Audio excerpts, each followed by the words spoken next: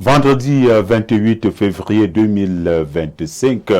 Mesdames, Mesdemoiselles, Messieurs, nous sommes là, la 5e sortie de la semaine en ce qui concerne donc votre émission, le grand soir. Le grand soir de ce soir, nous sommes vendredi et vous le savez, lorsqu'il est 17h, c'est la grande causerie du soir qui commence. La grande causerie de ce soir, ce vendredi, pas moins de deux sujets qui vont nous intéresser ce soir. Nous parlerons tout d'abord de la présidentielle 2025. Que peut l'opposition en rang dispersé? Je rappelle que ce sera notre plat de résistance en deuxième partie de cette émission. Nous parlerons donc de la politique, nous parlerons de l'opposition, nous parlerons de la présidentielle 2025. Plus que quelques mois et nous serons donc là pour cette autre élection. Mais déjà, comment est-ce que les Camerounais préparent cette élection-là? Surtout nos amis de l'opposition. Comment font-ils pour s'en sortir, n'est-ce pas, pour gagner? Parce que nous constatons que jusqu'à présent, c'est chaque candidat qui déclare donc sa candidature. Ou alors chaque parti qui présente, n'est-ce pas, son candidat. Alors, peuvent-ils réussir? Ou alors l'opposition peut-elle réussir en rang dispersé? Ce sera l'une des préoccupations de ce soir, et d'ailleurs la préoccupation majeure dans cette émission. Dans cette autre émission en plat de résistance, mesdames, mesdemoiselles, messieurs, nous parlerons des routes et insalubrité à Yaoundé.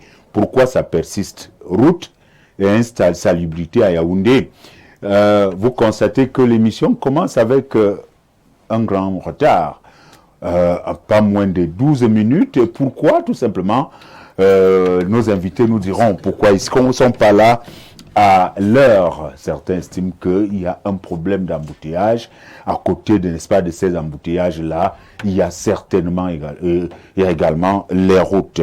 Mesdames, Mesdemoiselles, Messieurs, voilà le plat de résistance, n'est-ce pas, de la causerie de ce soir. Mais quand même, quelques-uns sont déjà avec nous. Monsieur Njonan est parmi nous. Bienvenue une fois de plus. Merci Charles Apollinaire Ongba, merci pour cette invitation. Et je souhaite à vous, millions de téléspectateurs, vraiment une très belle soirée et un bon début de week-end.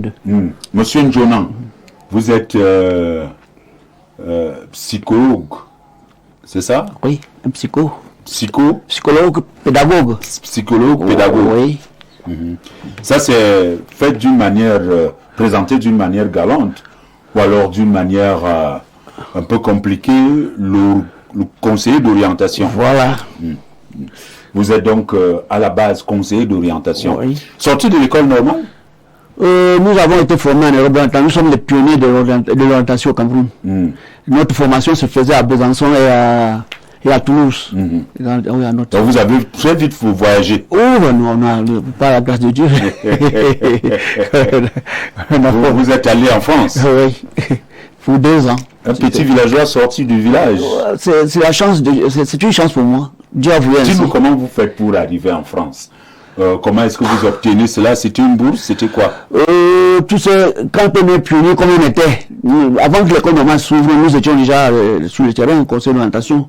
La bourse, c'était une bourse donnée par la coopération française, bien sûr, à travers le ministère de l'Éducation nationale en même temps. Oui. Et le ministère de l'Éducation nationale? Oui. On passait le concours aujourd'hui. Aujourd'hui, ministère de l'éducation de base, ministère de l'enseignement secondaire et le ministère de l'enseignement supérieur. Oui, c'était en ce moment-là, Minéduc, donc ministère de l'éducation nationale. Tout. Alors, vous étiez pionnier? C'était à travers un concours? C'était quoi? Bien sûr, nous avons fait un concours dans le temps ici à Polytechnique, et c'était pas le concours de dictée question, c'était des tests psychotechniques. Vous voyez les enfants qui entrent à l'IAI là. Ils commencent par les tests psychotechniques, on voit votre QI.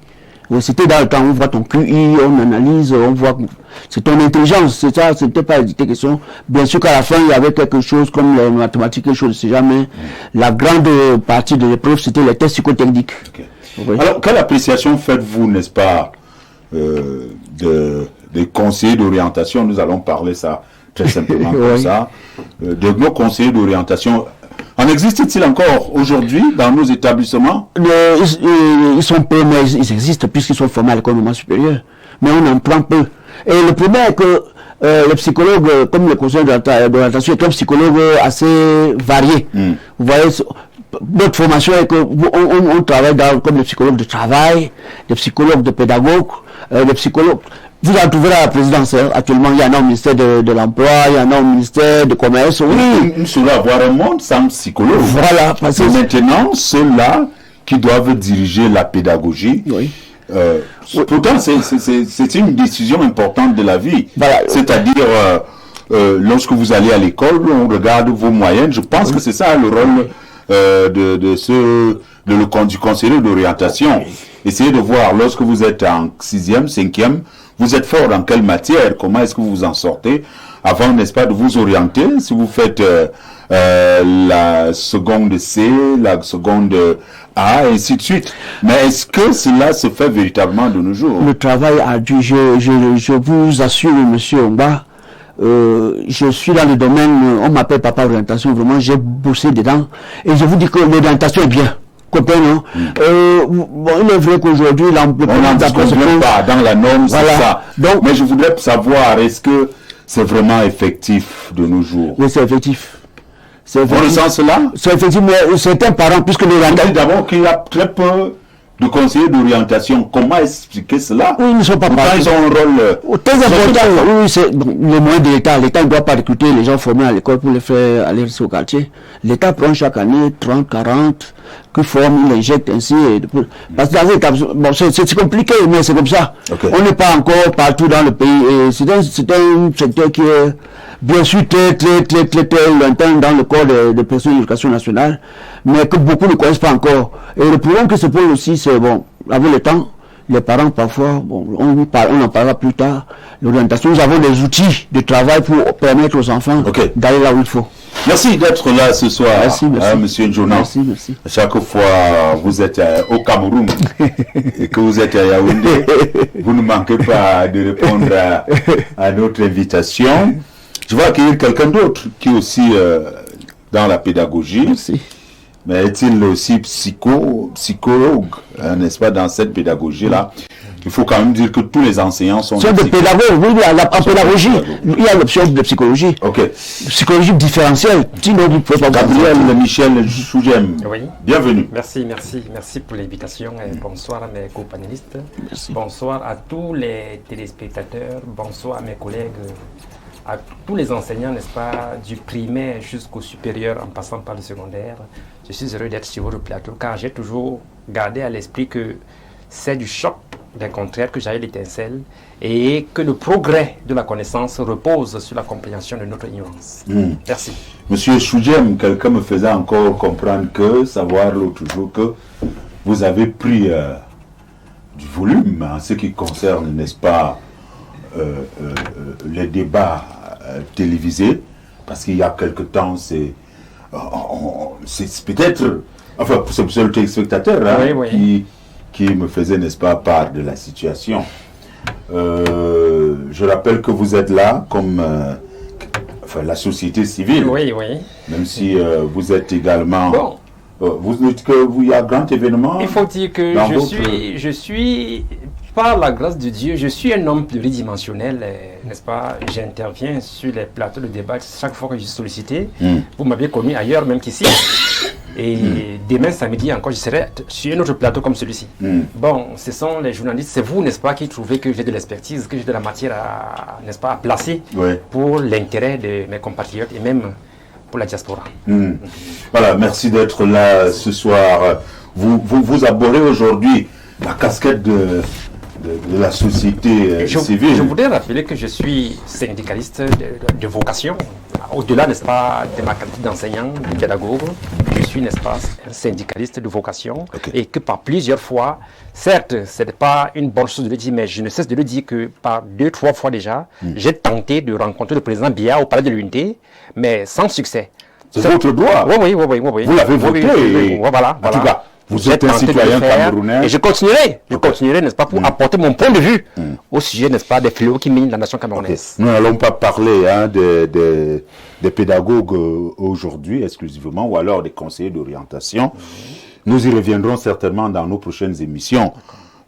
Monsieur Jonan, qui est, n'est-ce pas, conseiller d'orientation, avec une base assez solide. Je ne voudrais pas que vous réagissiez sur la question, n'est-ce pas, des conseillers d'orientation, sauf que c'est un constat de journalistes ils sont rares, très rares, il faut pas, dire dans nos établissements. Il faut dire que, comme l'a dit mon copanéliste, les conseillers d'orientation deviennent de moins en moins nombreux.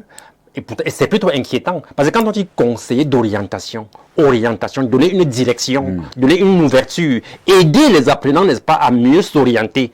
Vous savez, quand un élève part, par exemple, quitte le premier cycle, pour le second cycle, ça peut être pour la filière technique, ça peut être pour la filière scientifique, ça peut être pour la filière littéraire. Les conseillers d'orientation sont les mieux placés, sont les mieux outillés, sont les mieux qualifiés pour aider, n'est-ce pas, nos cadets, nos élèves, nos apprenants à faire le bon choix. Et surtout, lorsqu'il faut même partir de l'enseignement secondaire après le baccalauréat, pour l'enseignement supérieur. Et encore qu'au niveau de l'enseignement supérieur, il y a encore d'autres ouvertures. Donc, le conseil d'orientation, à mon avis, est indispensable pour le bien-être de l'éducation. Nous y reviendrons, vous allez voir, nous y reviendrons sur cette question. Quel est le rôle véritable, n'est-ce pas, du conseiller d'orientation? Lui n'est pas conseiller d'orientation, peut-être scolaire, mais peut-être conseiller d'orientation en politique. Il est des nôtres ce soir. Monsieur Ndjekam Tchamini, bienvenue. Merci et merci de m'avoir invité. Je dis bonsoir à mes copanélistes et à vos téléspectateurs très nombreux. Alors, monsieur Ndjekam Tchamini, je vous reçois aujourd'hui comme président du MDI. Qu'est-ce que l'on peut comprendre du MDI? Le MDI est un parti qui a été créé en 1997 de la fusion de 3 autres partis politiques et de 12 associations. C'est un parti dont le nom entier, Mouvement pour la démocratie au Cameroun et l'interdépendance en Afrique, qui se voulait un mouvement qui fasse non seulement donc la lutte pour une société civile plus éduquée, plus participative, mais également un Cameroun qui joue un rôle fondamental dans le processus d'unification et de fortification de l'Afrique. Donc voilà les 2 idées qui ont prévalu à la création de notre mouvement. Ok, merci d'être là ce soir. Je rappelle que notre dernière rencontre, c'était lors de la dédicace d'un livre dédié ou qui avait une inspiration de l'ancien président du Niger. Oui, absolument. C'était le livre que j'ai commis sur Bazoum. Le président du Niger, Bazoum. Le tout dernier, celui qui a été renversé par le général Tiani, qui est un ami de longue date. Je l'ai connu en 1991, quand j'allais faire le tour de l'Afrique de l'Ouest pour voir et m'inspirer de l'expérience de conférence nationale souveraine que nous réclamions à l'époque, au Cameroun nous aussi. Et donc, je l'ai rencontré à la conférence nationale du Niger, on s'est lié d'amitié, et dans mon livre, j'essayais de montrer comment un parti politique qui s'est constitué a, pendant 20 ans, travaillé pour arriver au pouvoir. Maintenant, ce qu'ils ont fait, quand ils sont arrivés au pouvoir, ça c'est autre chose. Mais c'est de bon livre. Faut dire que quelques jours ou quelques temps après, n'est-ce pas, cette dédicace-là, que le président Bazoum... Oui, il a effectivement été déposé.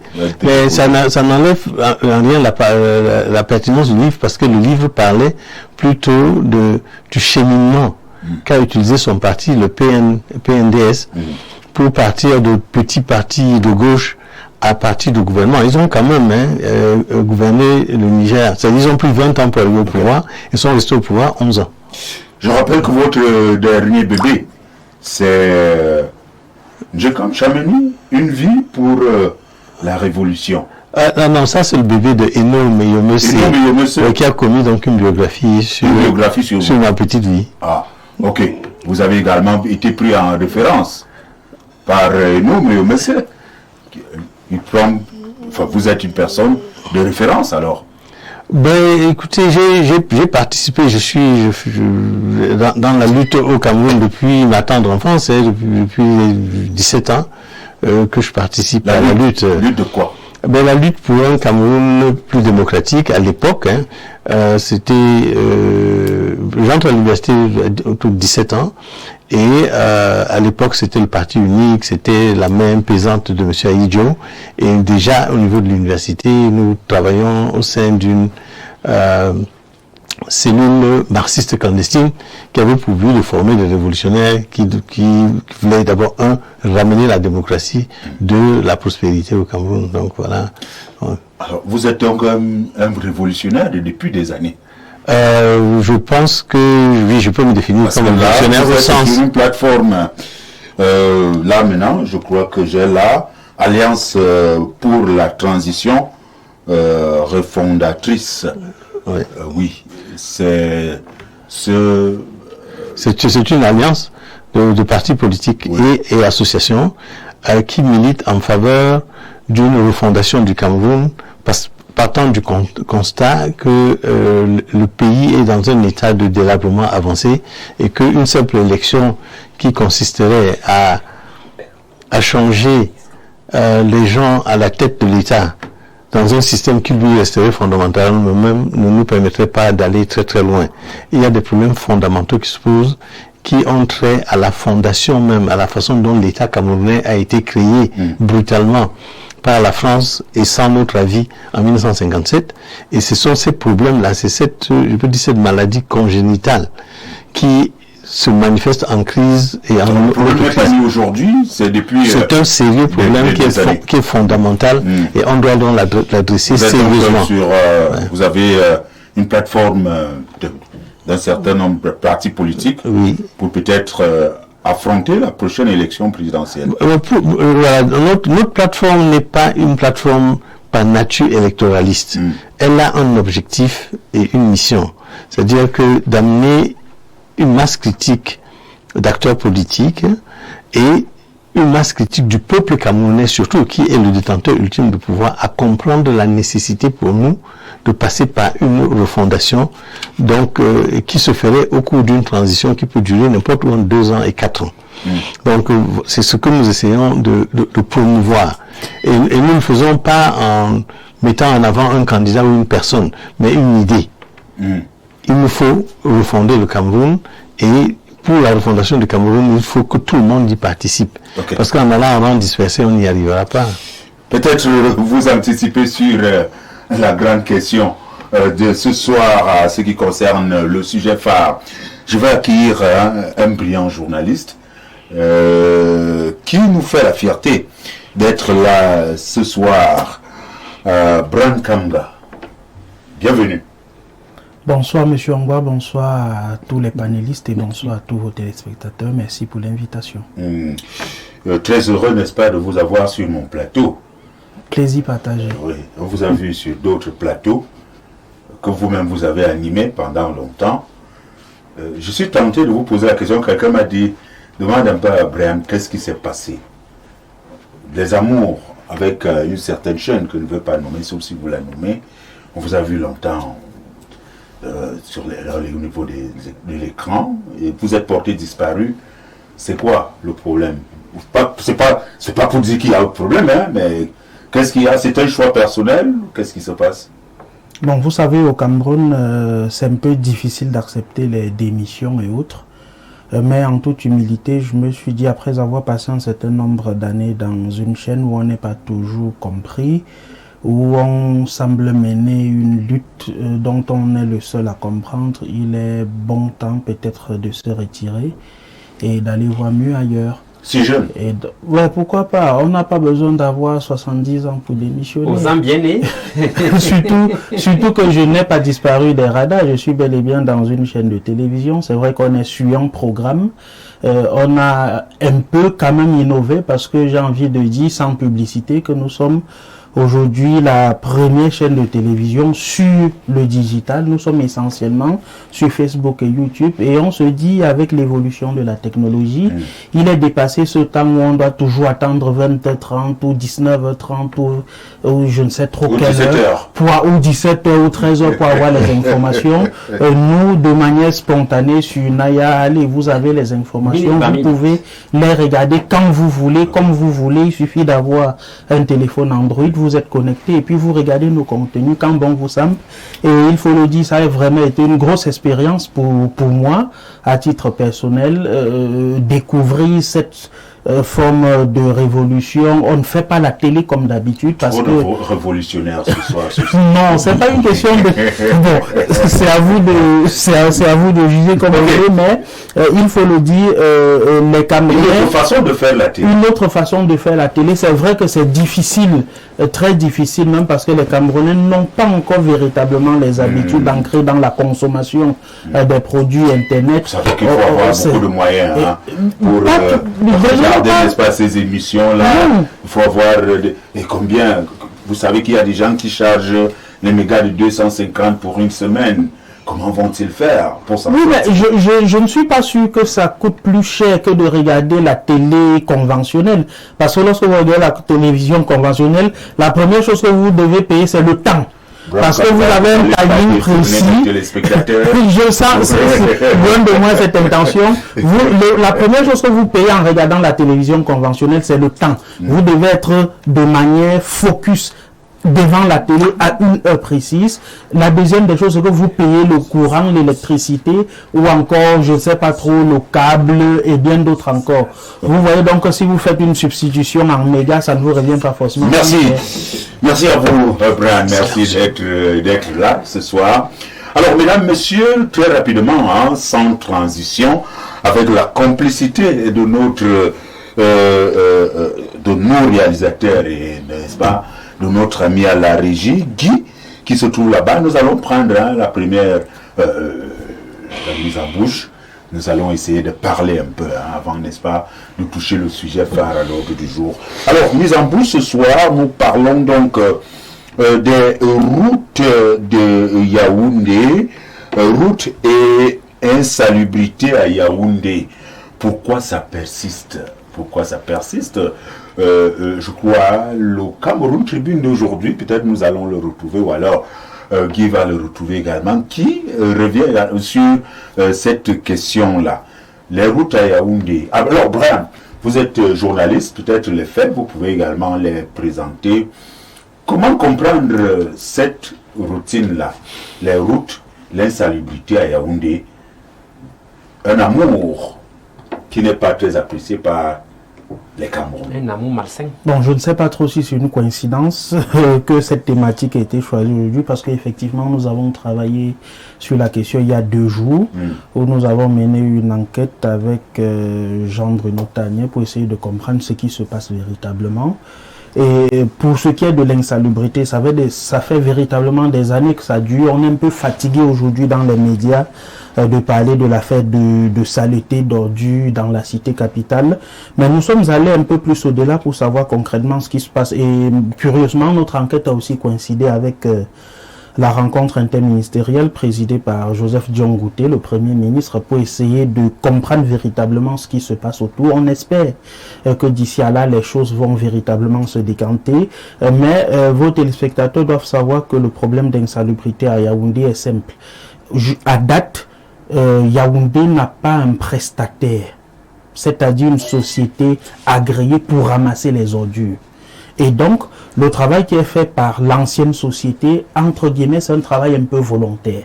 Qu'est-ce qui s'est passé avec l'ancienne société? Ce qui se passe, effectivement, c'est que le contrat entre la société en question et la communauté urbaine de Yaoundé est expiré depuis fin 2023. Courant 2024, la mairie de la ville a essayé de travailler comme elle pouvait pour demander à cette société de ne pas se retirer subitement. Il était donc question de recruter de nouveaux prestataires, pas un seul, parce que désormais Yaoundé a la possibilité, comme toutes les autres villes, d'avoir plusieurs prestataires en termes de ramassage d'ordures et bien de décentralisation. Et bien évidemment. Et donc, ce contrat n'a pas été renouvelé pour une raison simple. L'agence de régulation des marchés publics a été saisie par un autre candidat soumissionnaire qui estimait qu'il y avait des magouilles dans le processus de recrutement du prestataire en question. Et donc, avec cette saisine de l'ARMP, il se trouve que l'ARMP justement a donc intimé l'ordre à la communauté urbaine de Yaoundé de ne pas signer le contrat avec cette société qui travaille depuis Belle Lurette pour essayer de tenir le coup en matière d'ordures dans la ville de Yaoundé. Et donc, jusqu'aujourd'hui, nous sommes le 28 février 2025, le contrat n'a toujours pas été renouvelé et une commission a travaillé sur la question, n'a pas pu déceler quel était le véritable problème dans la plainte de ce soumissionnaire, entre guillemets, recalé en second plan. Mais malheureusement, on a dit à la communauté urbaine de Yaoundé, vous ne pouvez pas payer les prestations de cette société pendant l'année 2024. Donc vous comprenez que à date, si la communauté urbaine de Yaoundé, SAZAT, a payé les factures de cette société, le patron, le maire de la ville, risque d'être poursuivi pour détournement de fonds publics. Et on connaît très bien ce phénomène sous d'autres cieux. Et donc, ce qui se passe, c'est qu'on essaye de jongler pour joindre les deux bouts. On se bat comme un beau diable pour pouvoir s'en sortir. Deuxième chose, Yaoundé a besoin d'à peu près 15 milliards de francs CFA par an pour le ramassage des ordures. Le ministère des Finances débloque 5 milliards. La communauté urbaine se bat à fournir 1 milliard, ce qui fait 6 milliards. Il y a donc un déficit de 9 milliards qu'il faut trouver. Quand bien même on aura trouvé cet argent, il faut qu'il y ait d'autres prestataires. Pourquoi? Parce que la société qui de manière ordinaire travaille a les capacités de collecte de 1500 à 1600 tonnes d'ordures jour, alors qu'en principe, nous à Yaoundé, vous et moi et tous les autres, nous produisons par jour 3000 tonnes d'ordures. Ok, la question, elle est donc assez profonde. Le sujet est même inquiétant. Monsieur Djekam, vous habitez parfois à Yaoundé, mais les problèmes de Yaoundé, on peut également les trouver du côté de Douala et peut-être dans le reste du pays. Il y a le cas de Yaoundé, étant donc un cas d'exemple. Quel regard jetez-vous, n'est-ce pas, sur cette situation? Insalubrité à Yaoundé, question de route, c'est tout un autre sujet. Oui, je suis, comme vous l'avez dit, un visiteur de Yaoundé, mais j'habite précisément à Douala. Et à Douala, nous avons exactement le même problème. Je suis très très content d'avoir trouvé une explication raisonnable et je remercie M. Kamgadava brillamment de donner des éléments qui me permettent de maintenant mieux comprendre. Le problème, je ne sais pas si c'est la même chose qui se passe à Douala. Toujours est-il que les conséquences sont les mêmes. Et par-delà les explications, je crois qu'il y a des choses qui relèvent de l'urgence. C'est-à-dire que l'État doit intervenir. Ce n'est pas... Je sais qu'on dépense beaucoup d'argent dans des sottises qui ne sont pas aussi risquées que la santé des populations. C'est extraordinaire quand même de voir comment les ordures sont traitées dans notre pays. Vous passez partout, les ordures sont jetées dans la rue, c'est extraordinaire. Pas simplement jetées, qui coupent la route en deux, c'est extraordinaire. Vous parlez de questions de santé, quelles sont les conséquences véritables lorsque nous savons que tout juste à côté, ce sont des personnes qui y vivent, et non loin d'ici, nous sommes à Foulane, l'école publique de Foulane, c'est tout juste là, à côté, enfin, c'est envahi des deux côtés que l'on vient verser, n'est-ce pas, tout ceci, les conséquences alors de ces enfants, de ces passants et de ces habitants. C'est un problème assez sérieux. Non, c'est un problème sérieux et je crois qu'il y a des questions sur lesquelles, à un moment donné, un État doit intervenir et intervenir rapidement parce que se retrouver dans une situation aussi dangereuse simplement à cause d'une sorte de technicalité, je trouve ça carrément révoltant, pour dire la vérité. Parce que c'est un problème qui peut être résolu rapidement. J'ai vu parfois sur des questions aussi ridicules que le football, que des décisions soient prises, des milliards soient débloqués en 2 minutes. Mais là, c'est la santé des populations qui est en danger et tout le monde est assis et on est... J'espère que Bouglé Camerounais qui vous regarde en ce moment vous vont garder, n'est-ce pas, toujours cet amour-là. Hein? Alors, Monsieur Choudjem, oui. La question de l'insalubrité à Yaoundé, elle interpelle presque tout le monde. En plus de ce que vous venez de dire, voilà, moi je suis...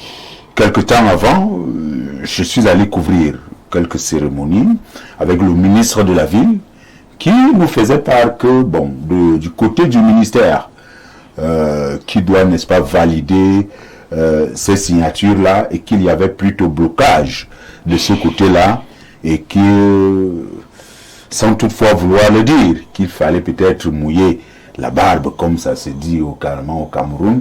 Je ne sais pas si Brian a également eu la même information, mais je vous pose la question. Cette situation, comment la gérer, Monsieur Choudjem? Ce que j'ai retenu, n'est-ce pas, du développement fait par le journaliste Brian ici sur le plateau, c'est lorsqu'il a dit que Yaoundé a besoin d'environ 15 milliards de francs CFA pour juguler ce problème de route et même résoudre les problèmes. Non, problème d'ordure uniquement. Voilà. Uniquement. Merci, oui, merci uniquement. de préciser cela. Oui. 15 milliards pour résoudre les problèmes d'ordure dans la capitale. Et il faut rappeler que si nous parlons de Yaoundé, ça ne veut pas dire qu'à Bafoussam c'est mieux, ou à Garoua, ou à Maroua, ou ainsi de suite. C'est un problème général dans le pays. Alors, il est un peu écœurant, n'est-ce pas, et navrant de comprendre que Yaoundé a un manque de 15 milliards, alors que nous savons que le Cameroun est une richesse, un paradis terrestre, s'il y avait un minimum de bonne gérance.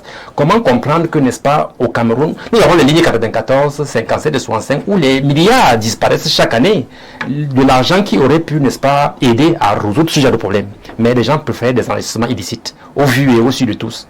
Vous voyez? Et comment comprendre que, n'est-ce pas, est-ce que vous savez qu'en 2020, l'État du Cameroun a perdu un peu plus de 16 milliards de francs CFA liés, n'est-ce pas, aux missions fictives à l'étranger. Donc, comme pour dire que ce problème d'argent qui est, n'est-ce pas, une carence, qui fait défaut pour résoudre ce problème d'ordure au Cameroun, vraiment, c'est un peu honteux, c'est un peu humiliant. Ça témoigne, n'est-ce pas, du fait que nos autorités en charge des questions de route ou bien des questions de salubrité au Cameroun ne sont là que pour leurs intérêts personnels, ça ne leur dit pas grand-chose, vous voyez. Et puis c'est un peu choquant, lorsqu'on sait qu'il y a par contre de la ressource humaine, il y a la matière pour faire ce travail, mais il y a donc, on peut dire, un manque de volonté, vous voyez, un manque de conscience professionnelle, aussi bien individuelle que collective, pour taire ce problème. Nous sommes presque tous venus un peu en retard ce soir sur ce plateau, pas parce qu'on voulait venir en retard, je suis parti de chez moi à 2 heures de temps, de 17h pour arriver ici à Ifo. Vous êtes toujours ponctuel. Voilà. Les embouteillages sont devenus récurrents à Yaoundé. Et les embouteillages sont liés aux routes étroites. Les routes sont très étroites. Et bien même quand elles sont bien faites, il y a tellement, n'est-ce pas, des nids de poules.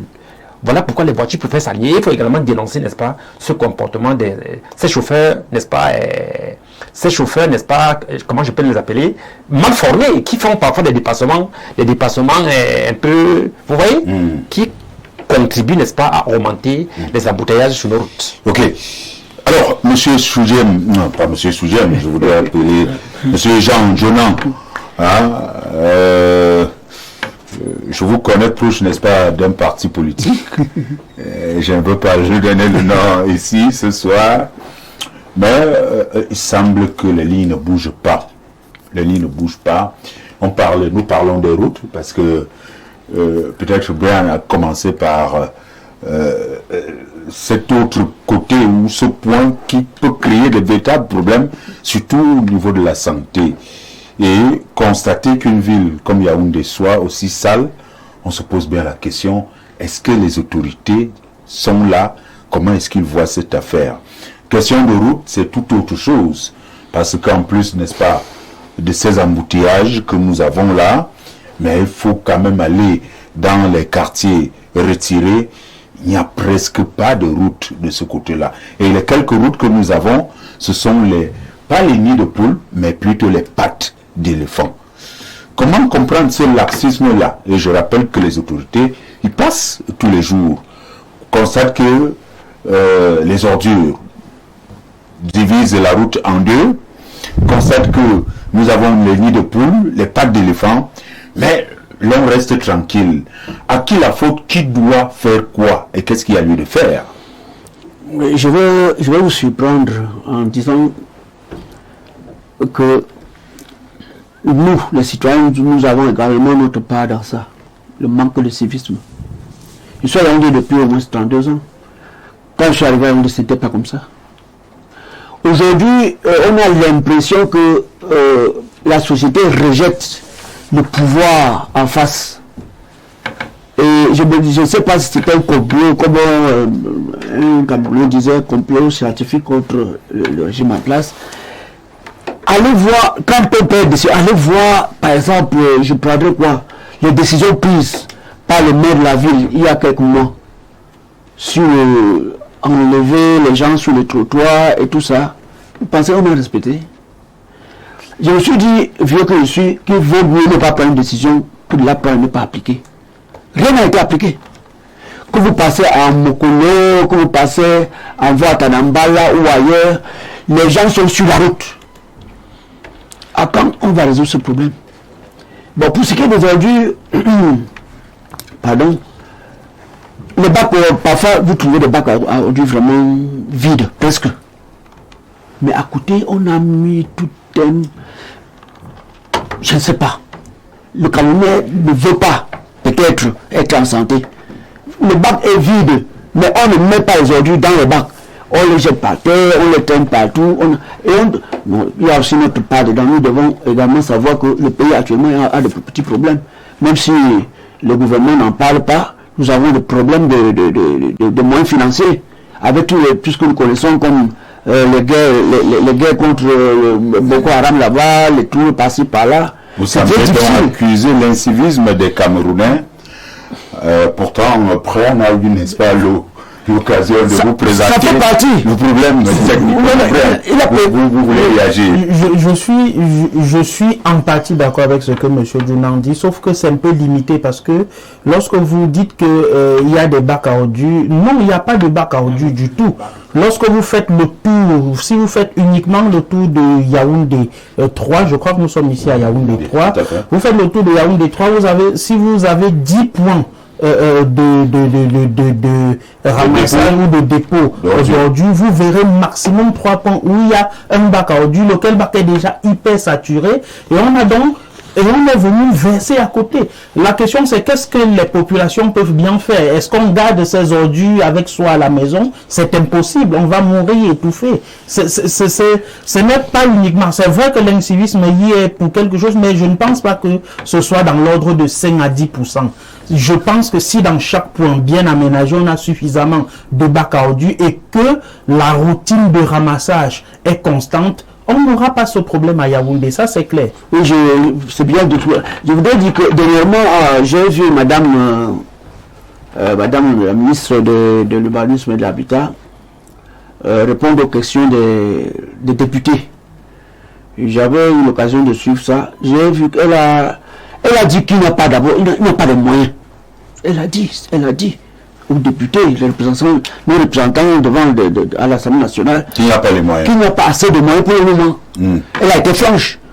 Bon, je vous dis, nous sommes en difficulté, il y a des petites difficultés actuellement dans nos sociétés.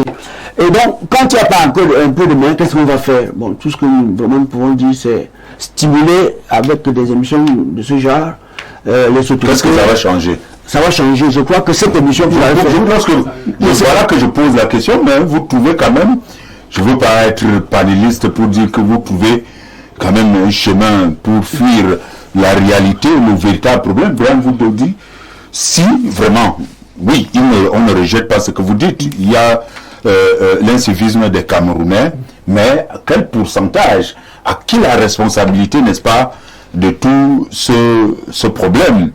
L'insalubrité. Est-ce que les Camerounais prennent les pioches pour aller creuser encore les routes, parce qu'ils n'en veulent pas. Il faut également voir que lorsque, pour la construction, n'est-ce pas, d'une route, comment ça se passe, le marché, comment ça se passe, comment ça, on effectue cela.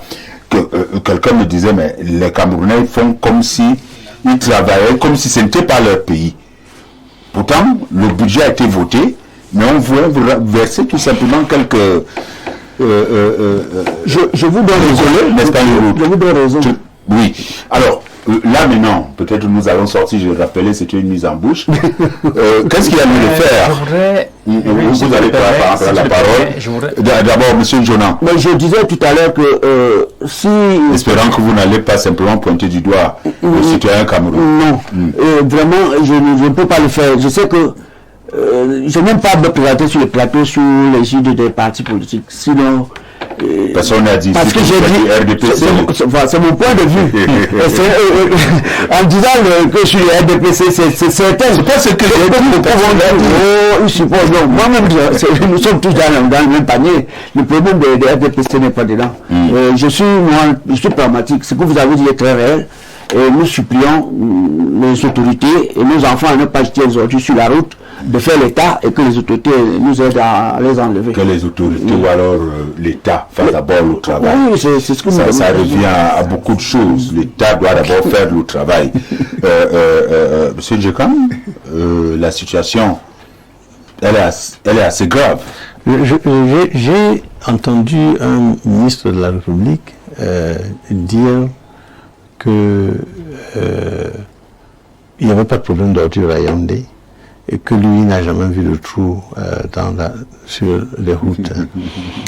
C'est un ministre qui se caractérise par beaucoup de bouffonnerie, mais seulement ce qu'il dit dénote d'une sorte de déconnexion entre les dirigeants et la population. Effectivement, parce que les dirigeants, eux, ont la possibilité de se faire accompagner par des moutards, passer rapidement à travers les embouteillages, d'être dans des voitures, de grosses voitures qui leur permettent ni d'entendre des bruits, ni les odeurs, ni même de voir la population. Et cette façon d'avoir des dirigeants qui vivent dans un luxe insolent et qui leur permettent d'être déconnectés et d'avoir l'outrecuidance de venir dire qu'il n'y a pas de problème alors que le problème est gros comme le nez. C'est quoi, M. Djekan? Le train de vie de l'État, en ce moment, ils sauront qu'il y a des difficultés. Bon, ils trouveront des solutions. Il y a des problèmes qui sont tellement systémiques que je pense que on parle ici d'une question de 15 milliards. Bon, donc, clairement, ce n'est pas les 15 milliards qui manquent. C'est que nous avons eu un État et des agents de l'État qui ont oublié pourquoi ils sont là. En anglais, on les appelle un civil servant. Mais ceux que nous avons en face de nous donnent l'impression plutôt qu'ils sont que via des services. C'est-à-dire que nous sommes là pour les servir, quoi. Et que leur mission vis-à-vis de la société et non pas la mission fondamentale, mais quelque chose d'accessoire qui peut arriver comme ça peut arriver. Nous avons un État où les agents ne sont pas responsables.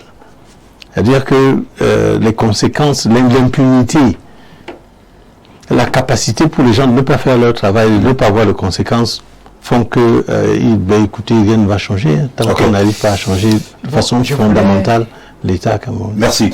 Je voulais réagir à ce que mon vis-à-vis a dit tout à l'heure, là, lorsqu'il a dit que le Mingdu, il a dit que, n'est-ce pas, d'après une déclaration du ministre de l'urbanisme et de l'habitat, c'est Madame Célestine Coutès. Tout à fait. Oui, il a bien dit qu'elle disait qu'il n'y a pas assez d'argent pour, n'est-ce pas, résoudre ces problèmes d'ordures et de routes. Mais non, ça, il ne faut pas le dire. Il ne faut pas, n'est-ce pas, minimiser les Camerounais. Il ne faut pas, n'est-ce pas, réduire les Camerounais, n'est-ce pas, aux bêtes de somme, aux gens qui ne réfléchissent pas. Mais non. Comment comprendre cela lorsqu'on sait que au Cameroun, par exemple, on a perdu des milliards dans l'affaire Glencore. On a perdu 180 milliards dans l'affaire Covid-Gate. Hein? On a perdu, n'est-ce pas, des milliards. Voilà le stade Olembe qui continue, n'est-ce pas. Est-ce que vous savez que le stade le plus cher en Afrique, c'est au Cameroun, au stade Paul de l'Olembe, qui n'est pas fini jusqu'aujourd'hui, et les milliards ne font que disparaître? Comment comprendre qu'on peut construire l'axe Lou, Yaoundé-Douala depuis déjà une décennie, ça ne finit pas. Mais c'est l'argent qui coule chaque jour. Comme c'est de dire qu'il n'y a pas de l'argent, il y a de l'argent pour une catégorie de personnes. Et lorsque l'argent est même débloqué pour faire ces travaux de route et d'ordures, les gens, n'est-ce pas, les gens prennent ça, ils s'enrichissent, ils s'en mettent dans les poches. Comment comprendre qu'au Cameroun, on parle de décentralisation depuis 29 ans? Charles Apollinaire. Il s'agit de quoi? Ça va sans dit. Depuis 29 ans, on dit décentralisation, mais on ne voit jamais. Écoutez, n'est-ce pas? Au Cameroun, pas un élu ici. Au Cameroun, voilà, par exemple, on demande aussi au maire ou alors aux mairies d'arrondissement de faire le nettoyage dans leur arrondissement. C'est une forme de décentralisation. Ah bon? Ah bon? Je crois. Mais qu'est-ce qu'on va donc faire pour résoudre ce problème de route et d'ordures? Alors, oui, vous citez peut-être l'argent qu'on a sorti pour peut-être Lembe, pour je sais pas, Glencore. Moi, il y a beaucoup de choses, vous estimez qu'il y a beaucoup d'argent. Oui. C'est peut-être une question de quoi? De mauvaise foi? Il y a la mauvaise foi, il y a la corruption, il y a la malgouvernance qui est rampante. Okay. Vous voyez? Et on peut même continuer. Est-ce que ça veut dire que la vie, c'est 5% de théorie et 95% de réalisation? Mais au Cameroun, c'est l'inverse. Ok. Ça, c'est suivi. Peut-être c'est là qui nous regarde. Hein. Les décideurs, ils doivent comprendre que ils doivent revoir, n'est-ce pas, ce fonctionnement-là. Et c'est même urgent. Nous sortons. Bon, je ne veux pas contredire qui que ce soit, mais je pense en toute humilité que le problème des routes et des ordures aille au-delà de la petite personne du ministre de l'Habitat et du Développement urbain, parce que je vais faire un petit calcul simple en quelques secondes. Nous avons 14 communautés urbaines au Cameroun. Si chaque communauté urbaine de manière globale a un problème de ramassage d'ordures dans l'ordre de 15 milliards, vous voyez que ça fait 210 milliards. Et le budget du MINDU, je crois, c'est 157 milliards, si mes souvenirs sont bons. Vous voyez que si le MINDU consacre tout son budget uniquement au ramassage d'ordures, ça ne suffirait pas. Et quand on parle MINDU, il y a les routes, la voirie urbaine, il y a les logements, il y a la salubrité et bien d'autres encore. Et donc, je crois que le problème est aujourd'hui systémique. Et la solution risque d'être très compliquée parce que lorsque vous voyez ce qui se passe pour le cas de Yaoundé par exemple, on comprend que c'est un problème qui soit purement interne. Voici une communauté urbaine, je ne suis pas ici en tant que son porte-parole, j'en ai d'ailleurs pas grand chose à faire avec la communauté urbaine de Yaoundé, mais quand vous voyez que c'est au niveau de l'agence de régulation des marchés publics qu'on donne les ultimatums au maire de la ville, vous n'avez pas le droit de payer la facture de la société de ramassage d'ordures pour 2024 parce qu'il le fait, mais tout de suite il sera poursuivi peut-être pour détournement de fonds. Vous comprenez que c'est un problème qui est plus compliqué que ça et il n'est pas question de dire on aime le Cameroun, on ne l'aime pas, mais vous comprenez que là c'est un problème interne. Donc aujourd'hui on a du mal à recruter un prestataire qui va nettoyer la ville de Yaoundé à cause d'un problème qui soit interne à l'ordre dirigeant en place. Et je crains que la véritable solution ne soit de renverser l'autre dirigeant et de recréer un véritable cadre normatif de notre société. Je voudrais ajouter avec ta permission Charles, juste une parenthèse pour dire que le Cameroun fait malheureusement partie des 10 pays africains les plus endettés avec environ 1,13 milliard de dollars auprès du Fonds monétaire international. Mais que fait-on avec cet argent-là, qu'on emprunte là? Merci. Qui remboursera ça? C'est la postérité? Merci. Mais vous voyez que c'est un peu méchant là. On vous a suivi. Qu'est-ce qu'on fait avec l'argent qu'on emprunte? On vous a bien suivi, donc on fait comment? Bon, on va voir, on verra bien ce qu'il y a lieu de faire. Je crois qu'avec ça, moi ça m'inspire encore. Hein. Je vois beaucoup de jeunes en chômage qui sont en chômage là, et je me demande toujours comment est-ce qu'on peut faire. Mais si je pouvais vous créer une société où les gars vont ramasser les ordures tous les jours, faire le nettoyage là, peut-être que ça peut nous donner, de l'emploi aux jeunes. Bienvenue Charles, lorsque vous parlez des jeunes en chômage, lorsqu'on sait que l'État camerounais a fermé l'ONCPB, a fermé la CAMSUCO, a fermé la CAMCHIP, a fermé la SCB, le FONADER, la BACA, à l'UQAM, mais vraiment, où va la jeunesse? Merci. Où va la jeunesse? Merci à vous. Je crois que les dirigeants peuvent m'aider. Moi, je n'ai pas assez d'argent, mais j'ai une idée. Hein. On peut rendre cette ville propre. moi-même, je vais laisser mettre la et rendre Yaoundé propre créera de nombreuses richesses. De nombreux emplois. Parce qu'il y a le recyclage. Et nul n'ignore que la santé est le pénible bien que nous avons. Le bien le plus important, c'est la santé. Merci bien. Merci. On vous a suivi. D'accord. Je dis donc, moi, je suis prêt à jeter la veste et aller, n'est-ce pas, ramasser ces ordures-là. Et vous allez voir que Yaoundé sera plus propre et il se fera beau vivre, n'est-ce pas, à Yaoundé. Mesdames, messieurs, vous êtes en direct de la télévision, celle-là qui monte et qui monte, d'ailleurs, Info TV. Et ce soir, un rendez-vous à ne pas manquer. Je vous laisse d'abord de découvrir ce spot, ou alors cette bande d'annonces, et on se retrouve tout juste après. Comment se porte Aigle? L'application informatique de gestion logique des effectifs et de la solde, mise en œuvre par le gouvernement pour une meilleure gestion des effectifs de la fonction publique et de la solde. Réponse du ministre de la fonction publique et de la réforme administrative ce vendredi 28 février 2025 sur Info TV. Joseph Lé dit tout sur À vous la parole, les avancées, les perspectives, les limites. À vous la parole, tous les vendredis entre 21h et 22h30 avec rediffusion samedi 7h, dimanche 7h et les lundis à 12h30. À vous la parole, votre parole est sacrée.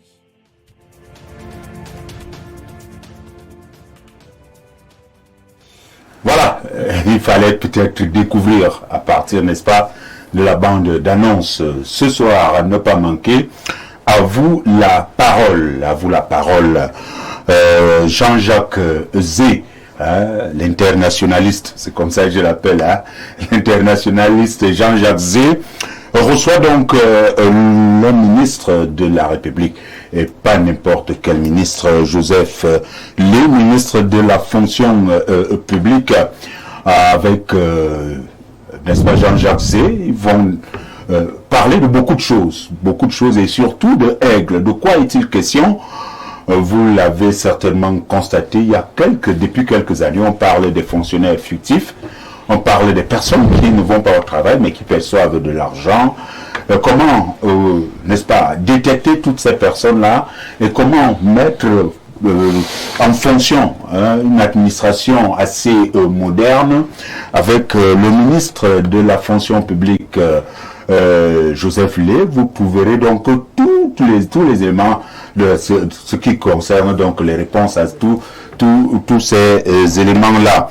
Il sera donc accompagné, ou alors le débat sera dirigé par l'internationaliste Jean-Jacques Zé. À ne pas manquer ce soir, à partir de 21h. Il en est ainsi tous les vendredis, depuis déjà bon nombre de mois, tous les vendredis, lorsqu'il est 21h, Info TV reçoit donc un invité de marque. Et aujourd'hui, vous avez donc eu ce soir, à ne pas manquer, le ministre Joseph Lé, qui sera donc l'invité de Jean-Jacques Zé. Mesdames, Messieurs, nous allons poursuivre notre émission, mais très rapidement, nous allons prendre les préoccupations des téléspectateurs. Vous savez, eux aussi, ils participent à l'émission. Tout d'abord, ce message. Salut, mais non, ça persiste parce que l'entreprise en charge ne met pas de bac à ordures et ne vient pas régulièrement ramasser les ordures. Signez vos messages. Merci tout de même. Merci également à cette autre réaction. Bonsoir, très cher et aimé. Je ne sais pas pourquoi. Nous, les Camerounais, sommes tribaux.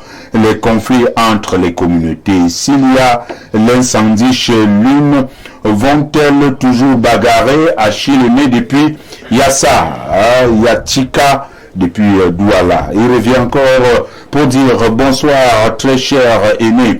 On nous dit qu'il n'y a pas l'argent pour mettre fin à l'insalubrité à Yaoundé. Mais si c'était un problème sur les lions indomptables, on aurait déjà débloqué l'argent. Malheureusement, Achille Aimé, depuis Yassa, Yatika de Douala. Autre réaction reçue ce soir, les conseillers d'orientation qui ne sont pas orientés eux-mêmes. C'est un poste à enlever et mettre entrepreneuriat. Chaque enseignant est un conseiller d'orientation. Les CO n'ont pas de place au lycée. Les conseillers d'orientation n'ont pas de place au lycée. Il ne sait pas de quoi il parle. Non, c'est un auditeur que je respecte, mais il ne sait pas de. Il ne sait rien. Il se mélange, il se mêle l'espace. Vraiment, il ne connaît pas ce que c'est. Il peut s'approcher de nous. Conseiller d'orientation et tout ça, l'activité des pédagogues, de tous deux. Oui. Il y a un centre pilote à Ngouakélé, en côté du lycée de Ngouakélé, en allant vers la qu'il aille là-bas. Et on peut bien, ou bien il part. Qu'il aille se renseigner là-bas. Non, qu'il aille. Oh bon, s'il peut même me retrouver, vraiment, je lui dis ce que c'est que l'orientation. Quelle gentillesse. En tout cas, on vous a suivi. Vous dites que vraiment, les conseillers d'orientation ont encore toute leur place dans nos établissements. Je disais même dans mon propos liminaire que je déplore le fait que les conseillers d'orientation sont nombreux. Quand on parle des conseillers d'orientation, je vous dis qu'il y en a à la présidence de la République, il y en a au ministère. Moi, qui vous parle, j'ai fait 18 ans à la CRTV.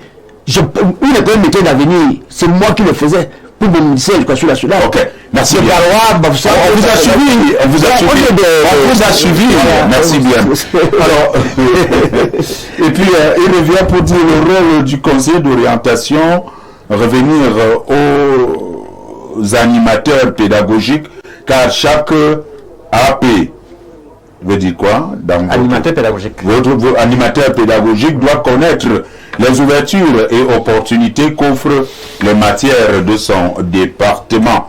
Signez vos messages, ça nous fera du bien. Autre réaction reçue, c'est beaucoup de messages. Bonsoir, mon homonyme alliance entre les partis politiques, ça coince à cause du tribalisme. Les Camerounais, certains partis comme le RMC ne veulent que quelqu'un qui vient donc d'une certaine communauté en boycottant les autres élections. C'est parti. Merci bien. Je crois que c'est Fabien Omba qui nous écrit. Je vais prendre l'autre réaction. Bonsoir le plateau. Le problème de poubelle à Yaoundé et Douala, c'est pas forcément un problème d'argent. C'est plutôt un problème de réflexion. Pourquoi ne pas vendre ces déchets aux sociétés de transformation des déchets, par exemple, les vendre 10 francs le kilo, comme j'ai vu ailleurs. Ceci reviendra nos villes propres. Fabien Onambele, depuis la barrière. Merci, mon cher Onambele. Nous allons donc rapidement voir si du côté de WhatsApp, beaucoup qui nous écoutent depuis l'étranger, qui nous regardent. D'abord, 240 qui nous écrit et dit donc ceci. Buenas tardes. Je crois que moi j'ai fait l'allemand, mais la personne continue à nous dire: je vous écris pour vous dire que vous devez orienter la population sur les bonnes méthodes, mais aussi des bonnes pratiques. La propriété demande des grands sacrifices. Il faut que les populations comprennent que ce n'est pas l'affaire de l'État et ça ne doit pas l'être, car les populations doivent payer pour le ramassage des ordures dans la commune où elles résident. Chaque maison peut payer 2 000 ou alors 5 000 pour vivre dans la propriété. Et s'il vous plaît, quand vous avez des sujets très techniques, évitez d'inviter les politiques. Je ne veux pas dire non, vous voulez dire les hommes politiques pour venir en débattre, plutôt des invités, des spécialistes. Vous avez tout à fait raison, c'est le casting que nous faisons ici.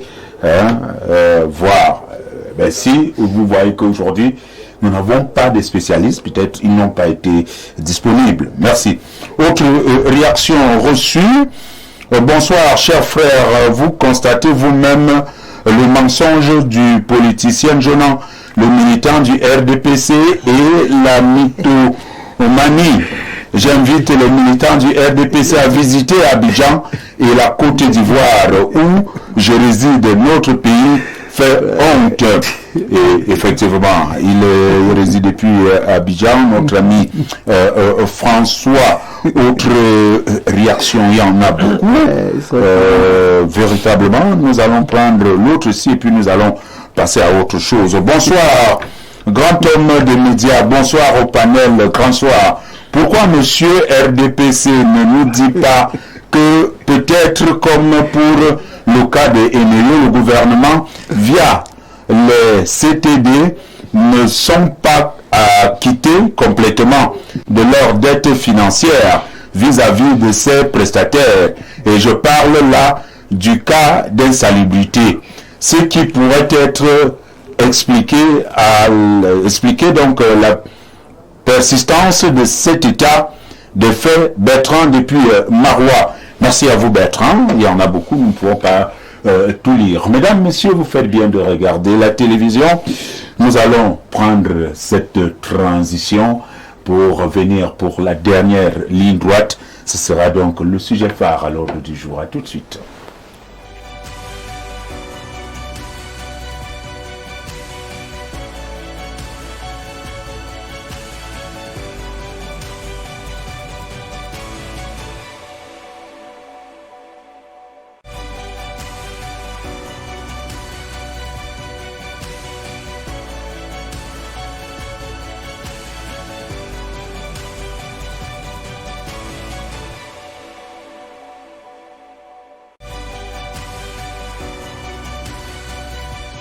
Retour donc sur ce plateau pour la dernière ligne droite. Dernière ligne droite, nous parlerons donc politique et nous parlerons de la présidentielle 2025.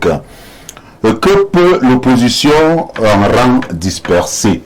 Je rappelle que j'ai invité plusieurs hommes de partis politiques qui n'ont pas répondu présent. Parce que quelqu'un, jusqu'à la dernière minute, il me disait qu'il arrivait. Nous n'allons pas jeter le sujet. D'ailleurs, nous avons un homme politique qui est là.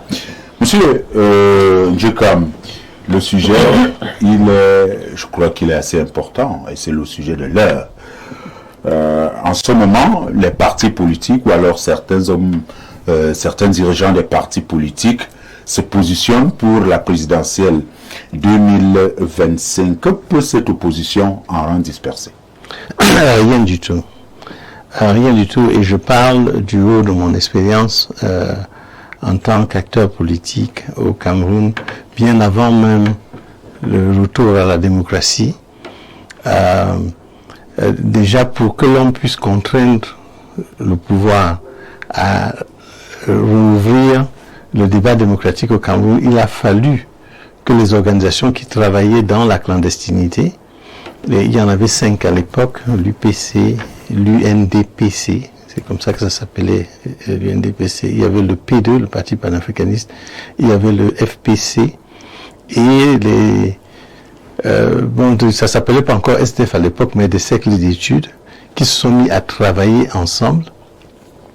Et quand ils ont fait une coalition, elle était suffisamment dangereuse pour que l'on les arrêtât, effectivement en février 1990. Et c'est ça l'arrestation de Yondor, Anissé Kane, Henriette Ekwe, Abel Moukon, Foucault du SDF et tout ça.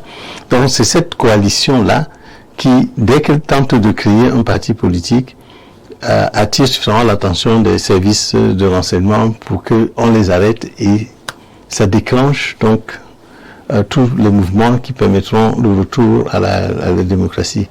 Donc ça montre que même déjà pour retourner à la démocratie, il a fallu une coalition, et certainement pas aller en rang dispersé.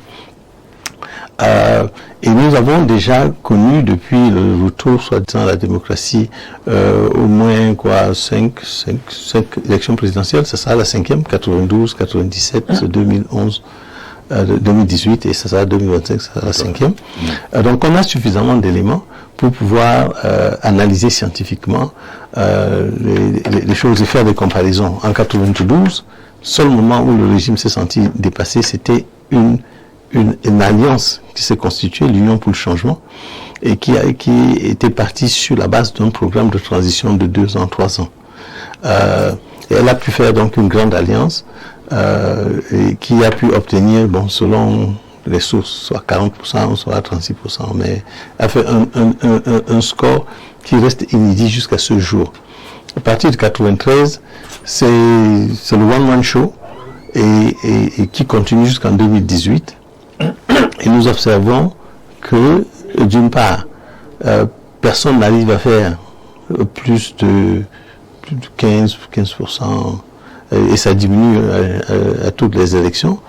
On observe aussi quelque chose d'assez inquiétant, c'est que le nombre de personnes qui s'abstiennent, même après avoir accepté d'aller s'inscrire sur les listes électorales, parfois sont plus grands que le nombre de personnes qui votent pour celui qui se déclare vainqueur. Bon, donc cela montre que la population elle-même est en train d'envoyer un signal aux politiques qui ne veulent pas lire, que tant que vous allez en rang dispersé, nous ne voyons même pas pourquoi on va se déplacer pour aller voter. Et je suis absolument effaré qu'après toutes ces expériences-là, il se trouve des personnes et les mêmes acteurs de 2018 qui sont allés en rang dispersé et ont perdu, qui encore aujourd'hui sont en train d'aller en rang dispersé. Bon, mais il y a un espoir quand même, parce que... On verra bien tout à l'heure, puisque vous parlez d'espoir, on verra bien. Alors, Brun, je m'appuie toujours sur un journaliste pour présenter également les faits. Nous sommes là, la présidentielle se prépare, on constate à gauche, à droite les alliances, que ce soit le parti au pouvoir, de quelques partis de l'opposition. Pas plus tard que hier ou avant-hier encore, c'est Madame Joya que l'UDC désignait comme candidate à la prochaine présidentielle, candidat, n'est-ce pas, de l'UDC. Demain, ce sera retour au SDF de présenter, n'est-ce pas, son candidat. Quelle analyse en fait vous, n'est-ce pas, de ces multiples candidats à la présidentielle? Si déjà dans le passé nous avons constaté que aller en rang dispersé n'arrivait pas, cela n'avait pas favorisé cette opposition-là. Il convient de rappeler que la coalition de 1992 n'est pas la coalition de 2018, ne sera pas la coalition de 2025 parce que les données ont suffisamment changé. Et j'ai envie de décevoir peut-être M. Dieucam en disant que peu importe le type de coalition qui se met sur pied, avec la machine que nous avons en ce moment, que ce soit au niveau d'Elections Cameroun, que ce soit au niveau du système administratif, il n'est pas possible qu'à date, quelqu'un puisse renverser le régime en place, notamment le RDPC ou encore le président Paul Biya. C'est très compliqué. Et je pense que ça va au-delà de la question de l'union autour de l'opposition. Vous avez beau avoir le président Paul Biya face à un seul autre candidat de l'opposition, avec ce qui est mis en place en ce moment, je doute très fort. Je ne dis pas que c'est totalement impossible, mais à l'observation de ce qui se passe, ça sera très compliqué, véritablement compliqué. Et donc, pour revenir à la question de l'opposition, j'ai beaucoup travaillé en 2018 sur la question de la coalition. J'ai rencontré pratiquement 7 des 9 candidats qui étaient en liste pour la présidentielle de 2018. Et à un moment donné, je me suis rendu compte que chacun essayait de travailler pour lui-même. Chacun avait sa vision, chacun avait ses objectifs à atteindre. Et du coup, il venait animer la scène politique quelque part un peu pour faire de la diversion. Ce qui, naturellement, arrange le parti au pouvoir qui, lui, voilà, divisé pour mieux régner, ça passe très bien avec le président Paul Biya et le RDPC. Et donc, j'ai été véritablement déçu de voir qu'au Cameroun, on a des opposants qui ne travaillent pas forcément pour que la population puisse avancer pour le développement du Cameroun. C'est décevant. Maintenant, nous sommes en 2025, on peut s'inspirer des leçons du passé pour mieux avancer. La coalition, l'opposition en rang dispersé, je pense qu'aujourd'hui, pour moi, il est plus question d'idéologie. Que vous soyez de l'opposition, que vous soyez du parti au pouvoir aujourd'hui, à mon humble avis, je ne suis pas géostratège ou géopoliticien ou quoi que ce soit, ou politologue, mais je pense en toute humilité qu'aujourd'hui, la question réside autour des idées portées. Maintenant, lorsqu'on a rassemblé ces idées, qui porte ces idées? Et j'ai peur, parce que nous sommes pratiquement au mois de mars, et nous sommes à, je crois, 6 ou 7 mois en principe de la convocation du corps électoral, si tout se passe bien, et on n'a pas jusqu'ici une vision claire de ce que veulent ces opposants. On a 2, 3 qui essayent de se battre comme de beaux diables pour sortir la tête de l'eau, mais de manière globale, ce n'est véritablement pas satisfaisant. Lorsqu'on sait que on risque d'avoir un candidat naturel du RDPC qui a, entre guillemets, les faveurs de l'administration, qui a entre guillemets les faveurs d'Elections Cameroun, qui jusqu'ici, sur la base des données que nous avons de part et d'autre, ne travaille pas pour qu'il y ait une élection transparente et véritablement objective au Cameroun, et ça nous pose un vrai problème. Okay. Alors, Monsieur Jonan a écouté Brand. Le problème n'est pas celui, n'est-ce pas, de l'opposition en rang dispersé. Pour lui, le problème, le mal est ailleurs. Celui, n'est-ce pas, de nos institutions. Et les CAM, le Conseil constitutionnel, l'appareil judiciaire. Et tout cela. Je ne sais pas si vous partagez cet avis-là, mais ma grande question, ma grande préoccupation, quelle opposition en 2025 lorsqu'elle va en rang dispersé? Oui, je partage le point de mon petit frère, de mon fils. Mais étant du parti proche du pouvoir, je me réserve de donner quelques points de vue, mais sans aller trop en profondeur, parce que mon parti a des règles de discipline très strictes. Nous attendons, quand on va lancer la campagne, peut-être à ce moment-là, je serai sollicité, je pourrais savoir quoi dire. Étant un militant depuis au moins depuis 85, j'étais à l'UNC, après l'UNC, je suis de RDP6 jusqu'à aujourd'hui. Peut-être que demain il changerait, mais je suis RDP6. Je voudrais seulement dire là que... oui, le mal... Nous parlons de... Oui, je comprends. De la présidentielle 2025. Oui, je dis ça pour passer... Bon, nos auditeurs vont peut-être dire que... Bon, pour ce qui est des élections de 2025, je ne le dis pas parce que je suis le RDPC. Il a déjà dit d'une autre manière, mais je le dis clairement, c'est pas la blague. Il faudra tout simplement que les gens ne gâchent pas le point de vue ou bien l'intention du chef de l'État de vouloir vraiment faire de ce pays un pays démocratique. Il est candidat, cette fois-ci, ne prophétise pas, c'est une vérité. Si notre président dit qu'il va être encore candidat, s'il se présente encore comme candidat, ce qui est sûr, c'est qu'il aura échangeur de qualité à la fin des élections. Et celui-là pourrait avoir même, je pense, quelque chose comme 30%. Mais il va gagner. Parce que nous avons, c'est pas question de tricher comme on dit. On a assez vraiment de rouage politique. Oui. Mais il y aura un challenger qui pourrait atteindre 30%. Mais on va gagner. Si c'est présent, bon, si c'est présent, c'est déjà une certitude.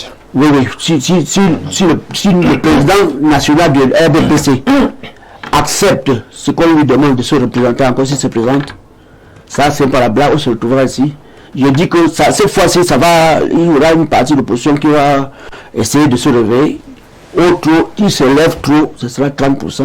Monsieur, avec votre permission, l'honneur de vos téléspectateurs, n'écoutez pas ce que ce monsieur vient de dire, parce que il y a un journalisme, la 6e fonction du journalisme, c'est la fonction idéologique. On travaille votre morale, on vous prépare à accepter des choses qui ne sont pas forcément réelles. Donc il est en train de vous préparer qu'en octobre prochain, si l'élection se déroule normalement, le candidat DPC aura 70% et l'opposant principal peut-être 30%, ce qui est faux. Parce que je sais que s'il y a un peuple qui vit aussi mal aujourd'hui ce sont bien les militants du RDPC, parce que les principaux Camerounais qui souffrent et dans leur chair et dans leur âme et même dans l'esprit, ce sont ces militants du RDPC qui attendent de façon aveuglée le changement qui n'arrive pas. Okay. Donc n'écoutez pas. Merci à vous.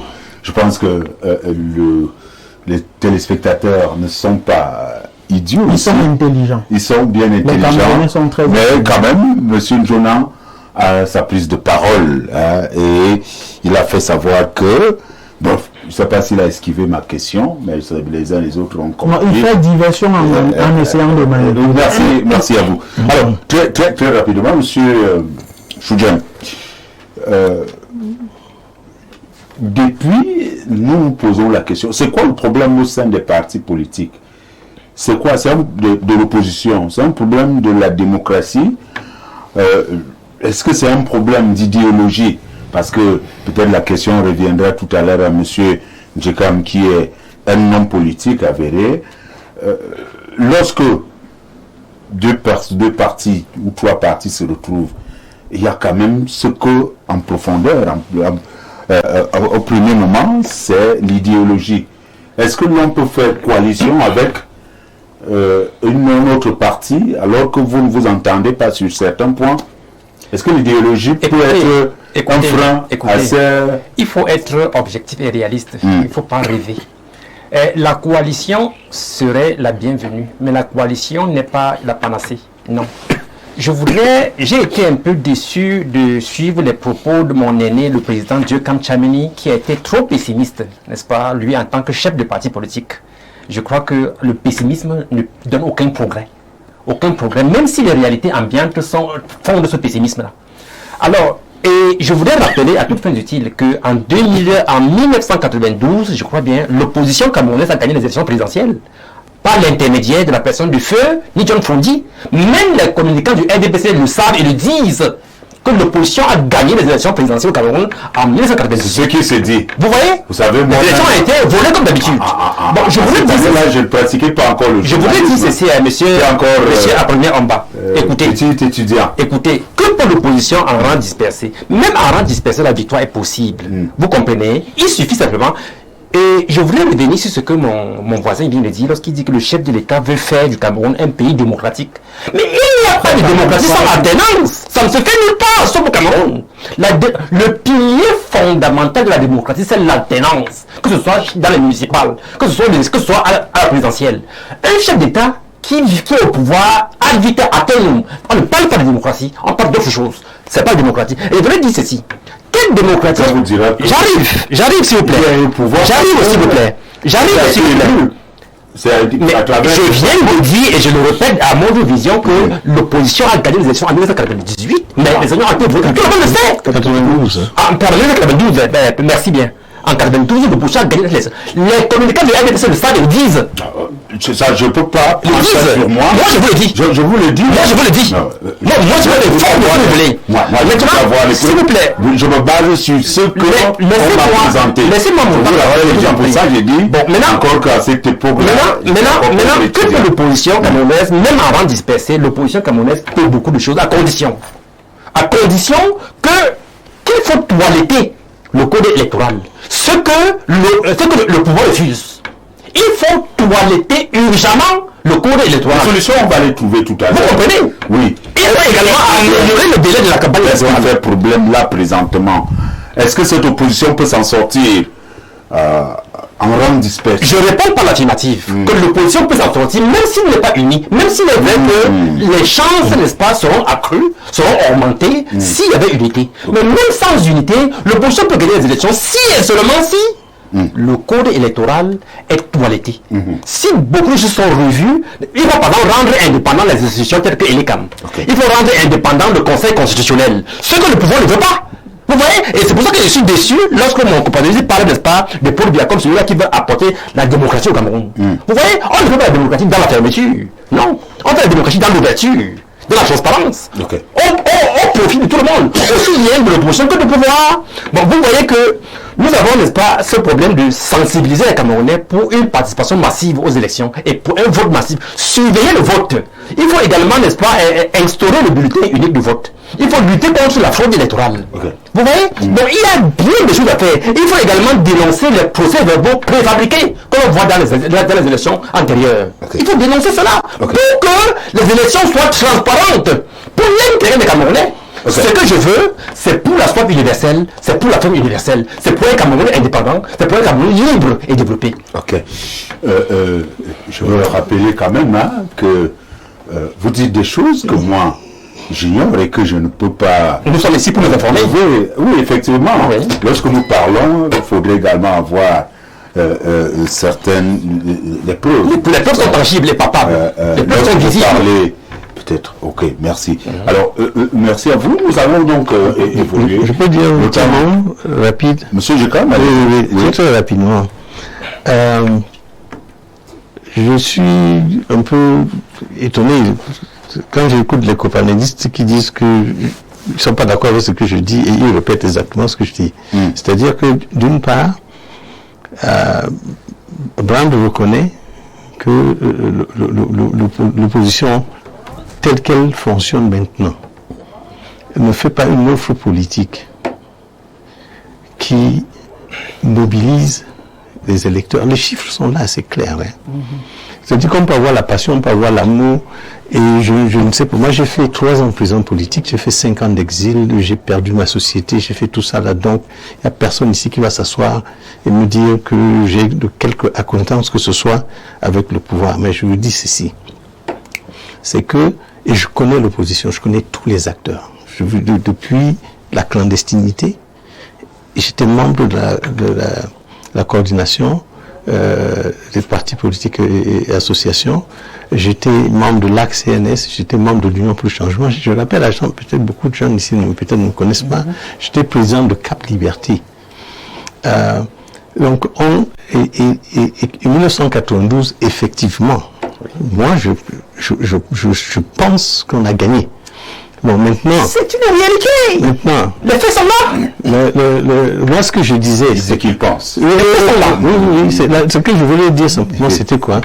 C'est que, effectivement, quand on étudie bien ce qui s'est passé, parce que ce n'est qu'en 1992 qu'on a des résultats suffisamment palpables. Je suis d'accord avec vous. Gagné ou pas? Je suis d'accord. C'est-à-dire que le pouvoir a été obligé de concéder 36 à un candidat.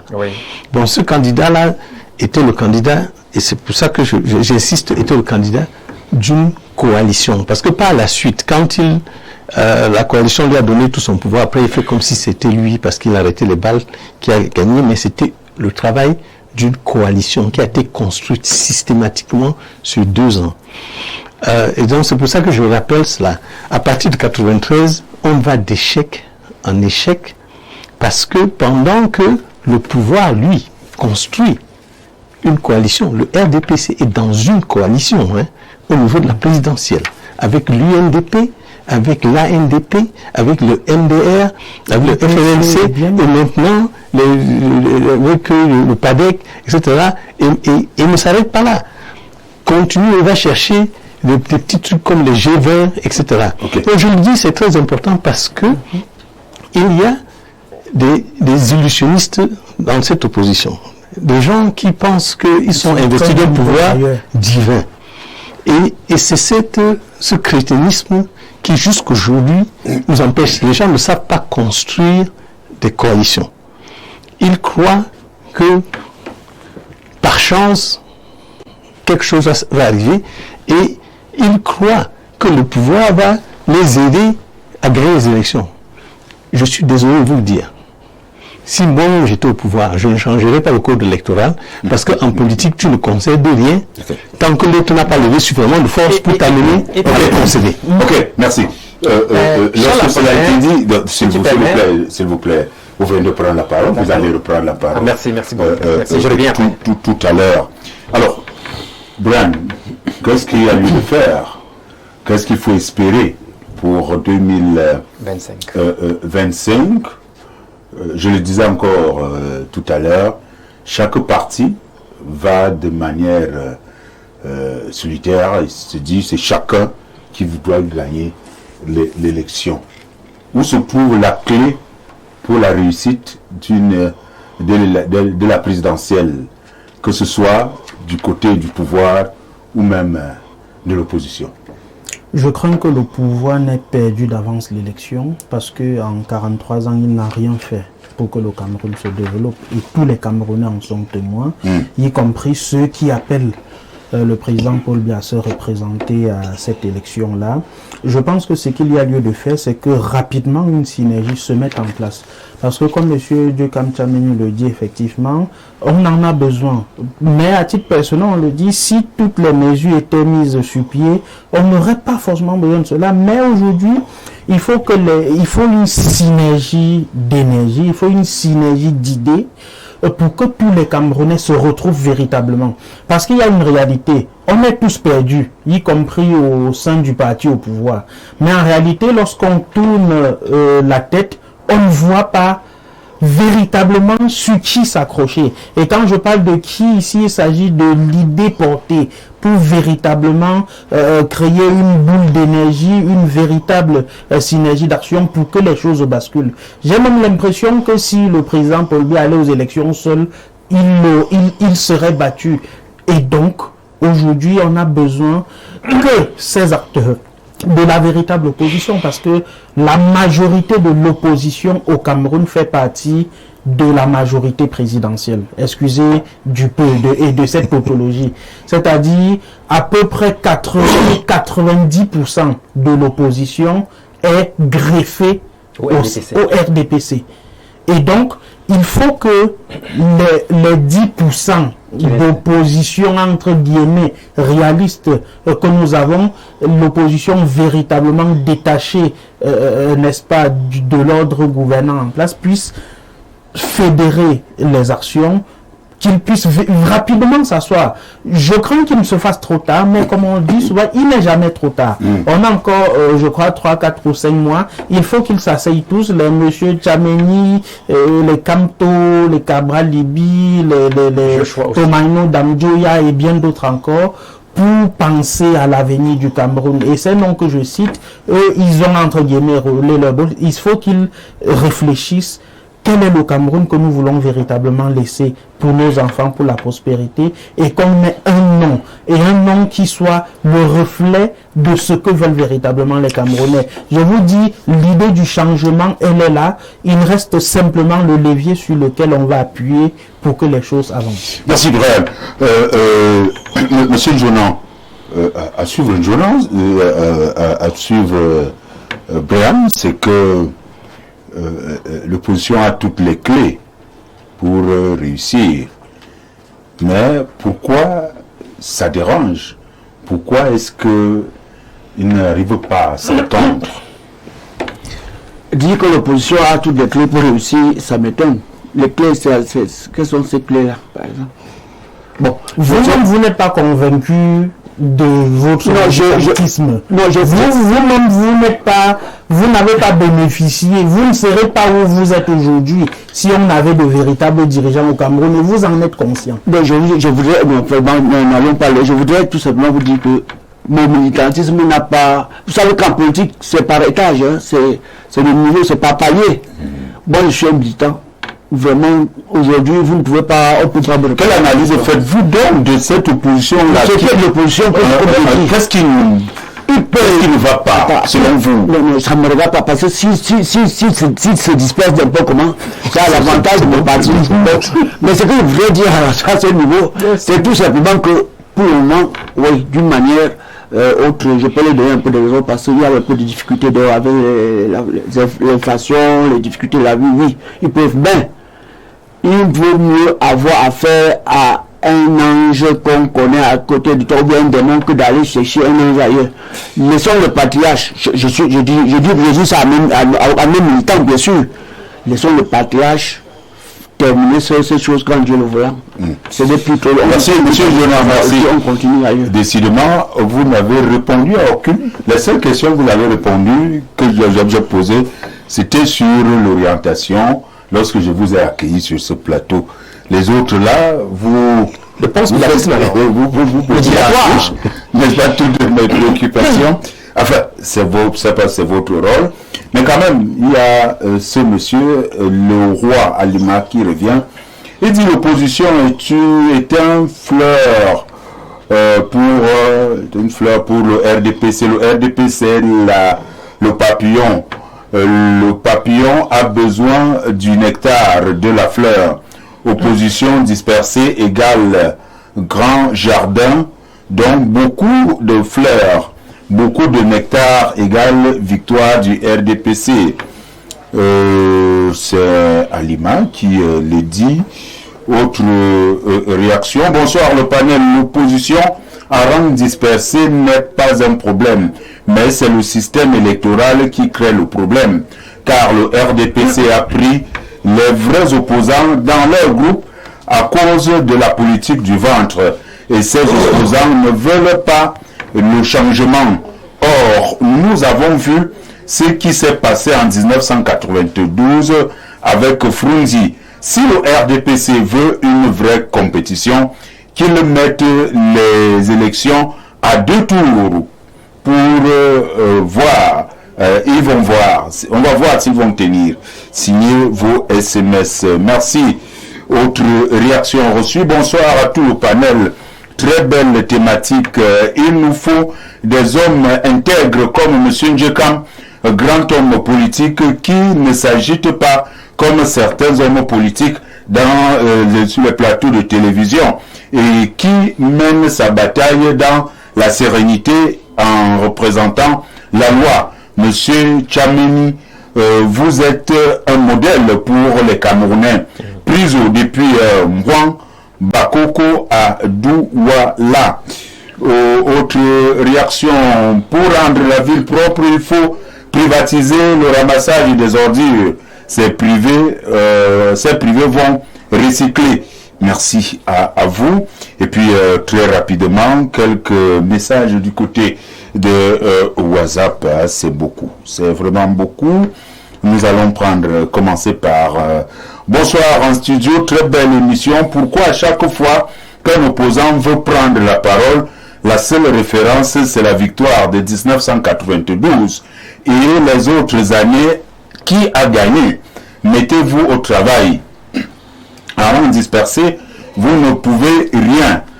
Ampère à Bamenda. Autre réaction reçue. Bonsoir à vous. C'est moi, William de Bepanda. Tenez, saluez-moi, William de Douala. Voilà, merci tout de même. Autre réaction reçue.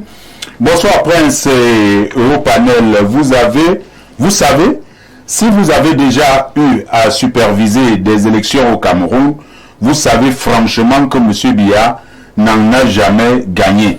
En 1992, il s'est dit qu'il avait perdu. Vous savez combien de partis étaient à ces élections? Sauriez-vous me dire avec qui Sonko a fait alliance dans une élection où il y avait 19 partis? Sonko a fait alliance avec le peuple. Si vos panélistes ne savent pas que Cabral a son programme dans un livre et que le MRC a le sien chiffré sur la toile, il ne mérite pas de venir nous éclairer. Il y a des partis qui travaillent et ont les voix sur le terrain. Un leader de parti a dit qu'il était avec 2 ex-SG à Kondengui. Vous n'avez pas compris quoi? Le peuple peut faire gagner soit Cabral, soit Kamto, Ndobo, qui nous écrit. Je crois que... Merci à vous, monsieur. beaucoup de messages. Nous allons prendre ce dernier. Il y en a beaucoup qui nous viennent du plus 240, de plus 49, je ne sais pas combien. Bonsoir au panel. Ce qu'il faut au Cameroun, c'est l'union du peuple derrière un candidat. À l'heure du bilan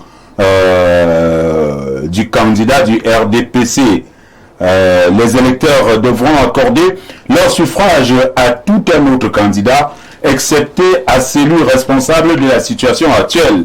Arrêtons de vouloir faire porter le chapeau à ces pauvres opposants qui font déjà beaucoup malgré la répression barbare du régime. L'élection présidentielle, c'est la rencontre d'un individu avec le peuple. C'est le peuple qui a donc faim. C'est le peuple qui a donc le mot de fin. Ouais. Voilà. Vive le Cameroun. Franck Junior depuis l'Allemagne. Nous sommes arrivés au terme parce qu'il y a beaucoup de messages. Bon. Oui, vous voulez dire quelque chose? Je voulais dire que, vous voyez, lorsque nous parlons, n'est-ce pas, des élections au Cameroun, bien de l'opposition, du pouvoir, il faut plutôt lancer le regard, il faut être plutôt focalisé sur l'avenir de la jeunesse. Pas forcément pour des adultes comme nous autres, qui avons des enfants à la maison, qui ont des diplômes, qui ont même des formations professionnelles, mais sans emploi. Vous vous imaginez que le Cameroun est finalement considéré comme étant le meilleur centre de formation de la résilience. Vous voyez? Et au Cameroun, environ 90% de la population sont dans le secteur informel. Est-ce que vous savez qu'au Cameroun, 45% de la population vit avec moins de 1000 francs par jour?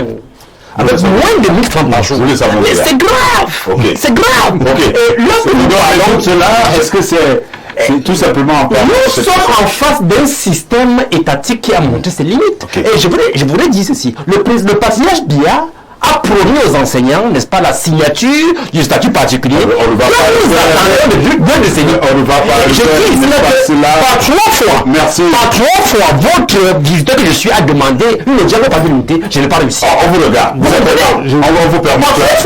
Je vais sortir avec vous. Merci. Brian, merci d'avoir été là. Merci beaucoup. Je voudrais simplement dire aux Camerounais que déjà, il y a déjà plusieurs alliances. Il faut déjà que ces alliances-là se réussissent, s'associent et qu'elles puissent avoir avec elles un nom qu'on propose aux Camerounais. Et parmi les noms, il y a des noms qu'on connaît déjà. Ça peut être Cabral, ça peut être Kamto, qu'on propose. Pourquoi pas M. Djekam Tchameni, qu'on propose ce nom-là aux Camerounais avec des idées qui portent et que les Camerounais plébiscitent le changement. Merci. Nous allons sortir avec M. Djekam. Moi, je souhaite que l'opposition se disperse de plus en plus. Ça va faciliter la tâche. Alors, M. Djekam, certains, sur ce plateau, n'est-ce pas votre initiative, celle-là, n'est-ce pas, de réunir le maximum de partis politiques et même de la société civile pour trouver un parti, un candidat unique pour la présidentielle, même si Brian le disait tout à l'heure, a cité quelques noms, mais vous semblez dire que c'est pas le nom qui est le plus important, c'est le projet. C'est l'offre. Oui. Je voudrais dire ceci à mon co-panéliste. Monsieur Soudjem. Oui, Monsieur Soudjem, je ne suis absolument pas... D'ailleurs, j'ai commencé par vous dire qu'il y avait un espoir. Je ne suis pas pessimiste du tout. D'accord. Au contraire, merci. Ce que je suis en train de dire, c'est que ce n'est pas au pouvoir de nous faciliter la prise du pouvoir. Ça n'existe nulle part. Personne ne l'a fait. Et je veux dire également à Monsieur du RDPC que il y a des, Monsieur Njolan, qu'il y a des régimes encore plus forts que ceux-ci qui ont été renversés. Et je vis en Afrique de l'Ouest. Il n'y a pas de... C'est-à-dire chaque clé a une verrou. Et le problème qu'il y a maintenant, c'est que ceux qui veulent qu'il y ait le changement, c'est à eux d'accepter la responsabilité de trouver la bonne clé et de savoir faire une autocritique. C'est ça qui est un problème dans l'opposition. C'est que les gens ne veulent pas se remettre en question. Or, l'idée d'un candidat, d'un homme providentiel qui peut entraîner le truc, qui peut faire l'unanimité, il faut laisser ça. Ce qu'il faut, c'est une idée qui puisse convaincre le maximum l'adhésion de tout le monde. du peuple. Ok. L'adhésion du peuple. Et cette idée-là, il me semble, aujourd'hui, c'est l'idée de la refondation du Cameroun par une période de transition. Ce n'est que ça qui peut même fédérer suffisamment d'acteurs politiques, parce que les gens se diraient, ben écoutez, on va à ce truc-ci là pour un temps, le temps qui nous permet même de nous organiser, et dans 2-3 ans, on repart aux élections. Merci, monsieur Ndiekam. Vous savez, vous portez un projet. Et ce projet-là doit être bien connu par les Camerounais. Nous avons nous avons annoncé tout à l'heure le passage du ministre Joseph Lé à 21h. À 21h, c'est l'espace où les grands hommes.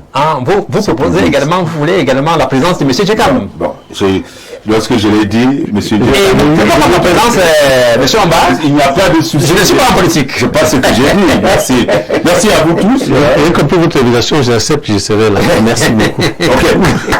On va arranger cela. On va arranger cela. Merci à toute la réalisation. Merci à Guy. Merci à la supervision générale assurée par M. Doné Mven, Charles Apollinaire Rumba, c'est mon nom. Mesdames, Messieurs, je vous donne rendez-vous à vendredi lorsqu'il sera à 17h, si seulement si il plaît à Dieu. Ne manquez pas les grands rendez-vous du week-end, hein, les émissions de débat, même ce dimanche à partir de 11h30, et ce soir à partir de 21h, retrouvez Jean-Jacques Zé à bâton rompu avec le ministre Joseph Lé, et retrouvez encore Jean-Jacques Zé lundi lorsqu'il sera à 17h pour le grand soir, n'est-ce pas, de la semaine dernière. Nous serons déjà au mois de mars. D'ici là, restez scotchés.